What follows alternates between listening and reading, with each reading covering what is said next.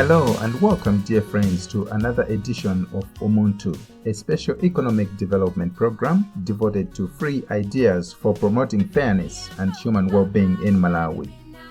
The role of political leaders and ordinary citizens, how Malawi can get a foothold on the development ladder, and what holds back development progress in Malawi are some of the questions we tackle in this program. One of the major setbacks to development is lack of political will. Apparently, we have leadership crisis in Malawi. The current executive branch of our government seems to be completely devoid of patriotic leaders with political will to steer Malawi forward in terms of development. In today's program, we will reflect on leadership crisis in Malawi as one of the major setbacks to development. Our objective is to appeal to good and patriotic Malawians who keep away from politics to come out and participate. I'm your host, Chrispin Dambula. Stay tuned.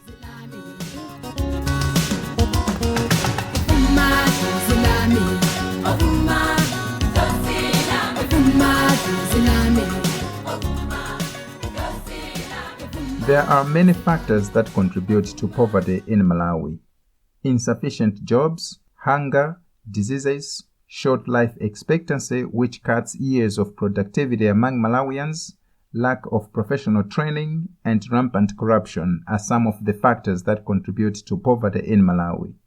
However, poor governance seems to rank among the major setbacks. Indeed, all the factors I have mentioned are connected to governance. With good political will, more employment opportunities would be created, hunger and diseases would be substantially abated, thereby impacting positively on life expectancy and economic productivity. Availability of training opportunities for jobs that require special skill would be increased, and corruption would be reduced significantly.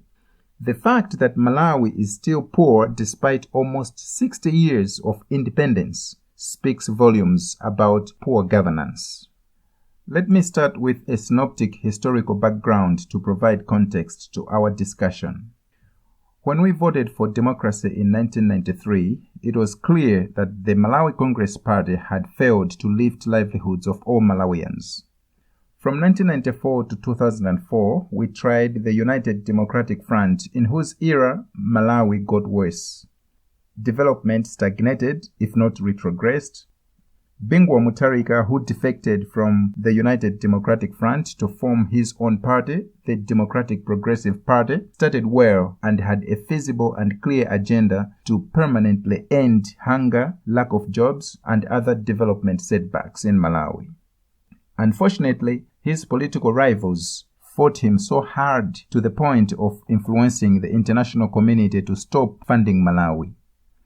I will not go into details about the circumstances that led to chaos across Malawi during Bingu's second term. But what's worth highlighting is that Malawi's economy, which Bingu was building, was crippled by the international community and our major donors following the influence of Bingu's political rivals that were jealous of his success as a leader. But that is not to suggest that Bingu was completely unblemished. He had his own weaknesses, but his failure was largely attributed to political rivalry. You see, there are some politicians who are willing to destroy the country just to bring their rivals down so they can acquire power themselves. Joyce Banda, who defected from Bingu's Democratic Progressive Party, was completely inept. She had no idea how to run the government other than embezzling public funds to enrich herself and her cronies. She left the government in a total mess. Needless to mention the infamous Cashgate scandal here, which marred her presidency. You know the whole story. Peter Mutharika should not have won if it were not for Saulos Chilima, who was handpicked from nowhere to be his running mate in the 2014 presidential election. Chilima boasts of manipulating the results of the election in favor of Peter Mutharika and himself as president and vice president respectively. Chilima defected from Peter Mutharika and contested for presidency on the ticket of his own party, the United Transformation Movement, in 2019.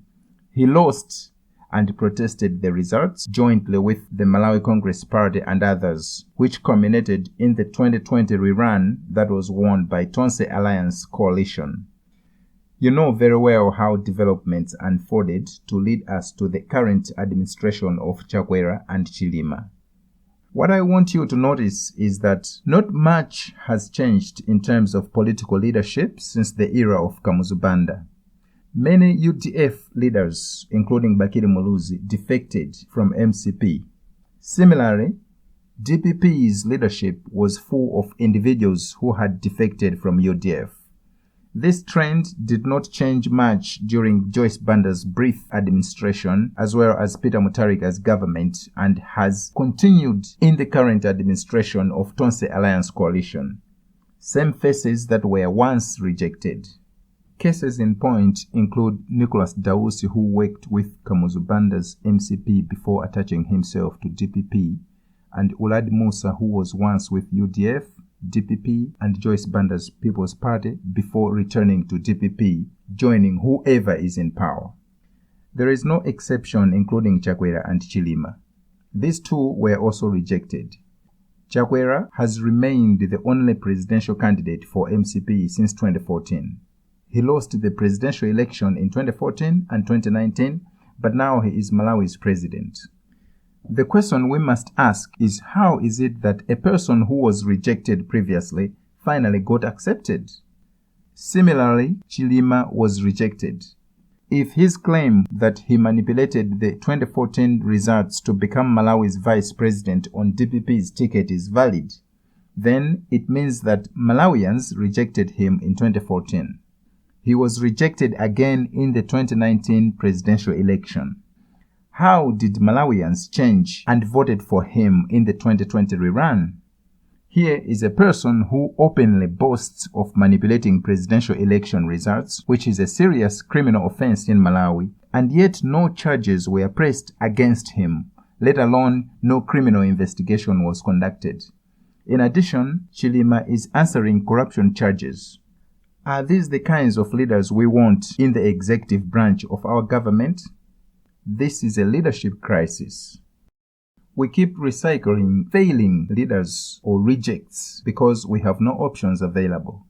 Unfortunately, there are many well-educated Malawians with sound understanding of development and governance who have brilliant ideas that can transform Malawi and set it on the right development trajectory, but simply choose to keep away from active participation in politics.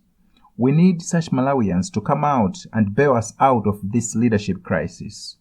Chilima and Chakwera are governing our country today because there are no options, but they are not the kinds of leaders you would expect to set development progress of Malawi on track. It is therefore not surprising that living standards of Malawians have dramatically declined under the leadership of Chakwera and Chilima.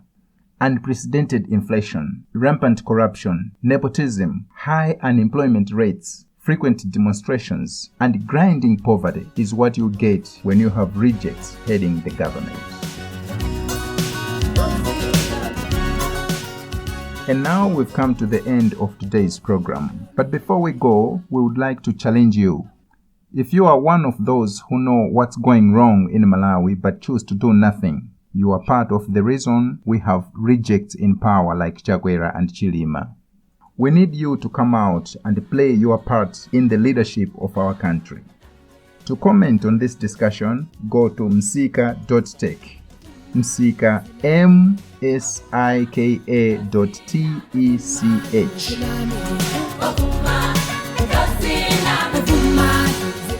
Thank you for being with us today.